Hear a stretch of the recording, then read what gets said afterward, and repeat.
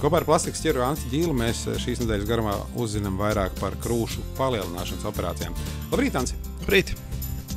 Kā izskatīsies krūts pēc vairākiem gadiem, vai tās saglabās formu? To mēs nekad nezinām. Neatkarīgi no tā, vai tur ir implanti vai nav implanti, mēs nevaram kontrolēt pilnībā jebkura pacienta svara režīmu, grūtniecību daudzumu, krūšu palielinājumu grūtniecības laikā un to, cik strauji viņas pēc tam samazinās atpakaļ līdz savam dabiskajam izmēram. Tā, ka tur ir ļoti daudz jautājumu. Tas, ko mēs redzam krūšu palielināšanas, pēc krūšu palielināšanas operācijām, pārsvarā implants ir tas, kas iedod krūtīm lielāku stabilitāti, un tās izmaiņas pēc grūtniecības ir mazākas nekā dabiskām liela izmēra krūtīm. Kā vecuma, grūtniecības un svara svārstības var ietekmēt rezultātu?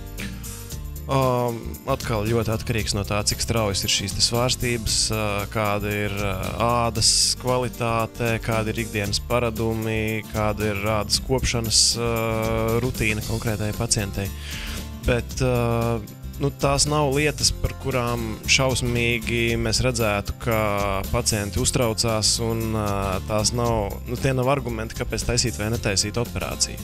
Ja ir medicīnisks iemesls uzlabot šīs proporcijas, vai ir grūtniecība, vai kādā brīdī šīs nevēlamās svara izmaiņas izmainījušas krūšu izskatu, tad, protams, ka mēs taisam operāciju kvalitatīvi, lai būtu stabils ilgtermiņa rezultāts. Ja gadījumā ir kaut kādas izmaiņas, kas atkal izmaina krūšu izskatu, tad, protams, vienmēr ir iespējams veikt atkārtot korekciju.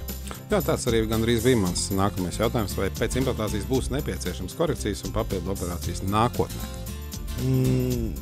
Tas ir tieši tā atkarīgs no tā, pirmkārt, kādā vecuma posmā mēs taisam pirmo operāciju. Ja mēs uztaisam vienkāršu krūšu palielināšanu meitenei, kam nav bijušas grūtniecības, un pēc tam riktīgi nostaigā svars, nostaigā krūšu izmērs, ir ilga zīdīšana, un pēc tam vēl strauji tiek samazināts svars un samazinās dabiskā krūts dziedzera apjoms, tad visdrīzāk korekcija var būt nepieciešama.